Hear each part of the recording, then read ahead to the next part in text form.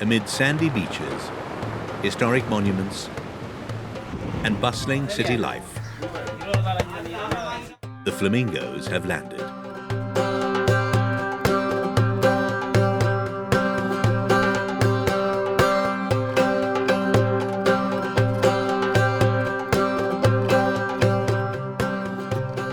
The destination this time was Mannar, where the Flamingos had gathered.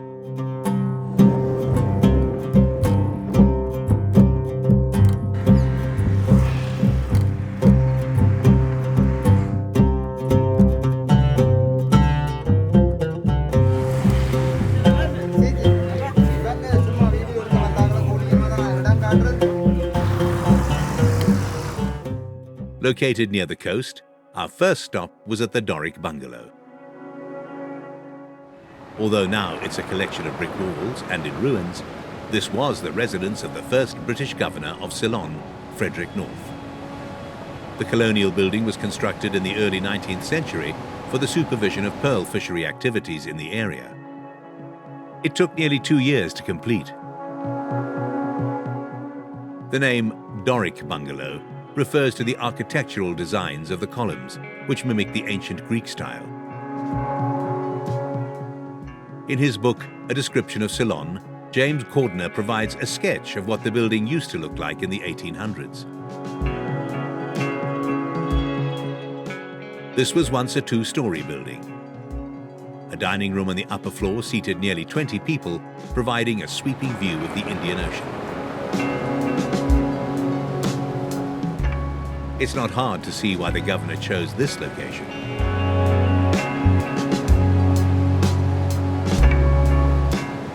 But by the 1970s, coupled with a lack of maintenance and extreme weather conditions, the bungalow gradually went into ruin.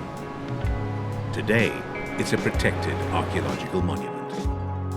Located nearby, the Doric Tower is a mysterious structure.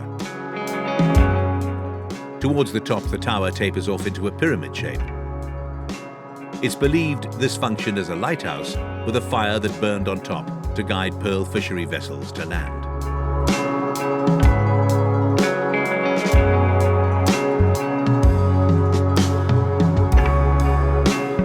Our next destination was on Mannar Island, which we reached via the bridge.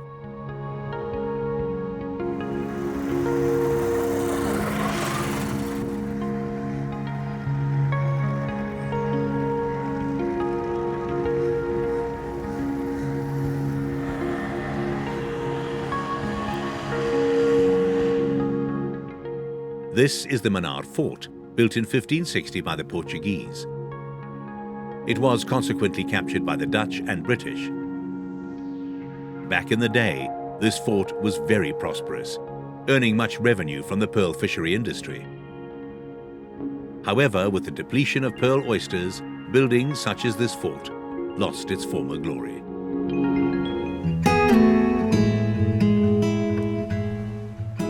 The baobab tree is another attraction on the island. This tree was brought to Sri Lanka by Arabian traders in 1477. Since the bark of the tree resembles an elephant, it's also known as the elephant tree. With a height of around 8 meters and a circumference of almost 20, it's believed that this tree is around 800 years old. It's known as the oldest baobab tree in the country. With its unique shape and large branches, the tree is an alluring sight for visitors. We then travelled to Talaimannar, situated at the northwestern tip of Mannar Island. During colonial times, it was renowned for year-round pearl fishing. Nearly 20 meters tall, the iconic lighthouse is a testament to the region's former glory. Built by the British in 1915, the pier, extending towards the Indian Ocean, once had a double railway track.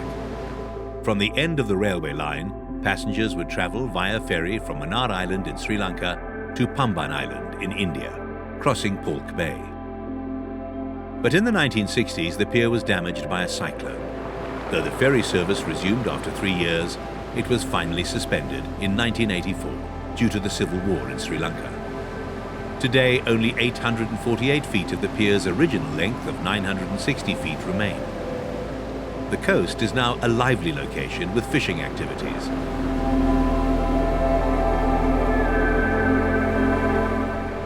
Nearby egrets wait to freeload from the fishermen's catch.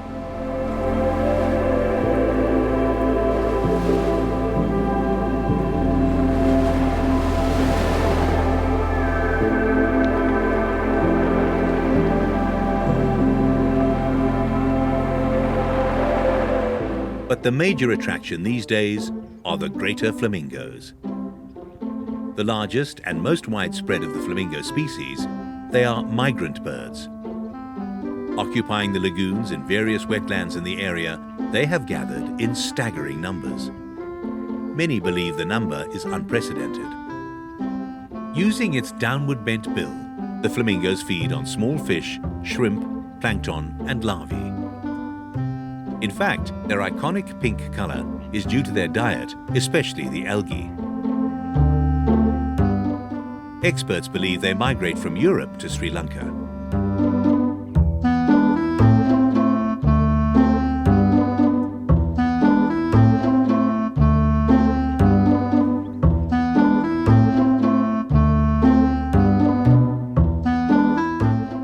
In the winter, migrant birds fly down to Sri Lanka along the Central Asian Flyway.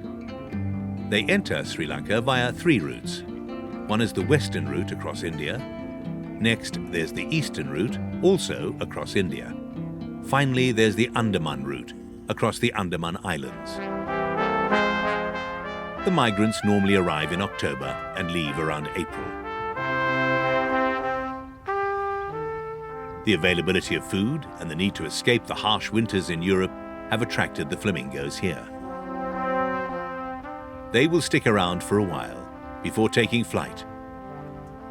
But while they are here, the shades of pink and white are truly a sight to behold.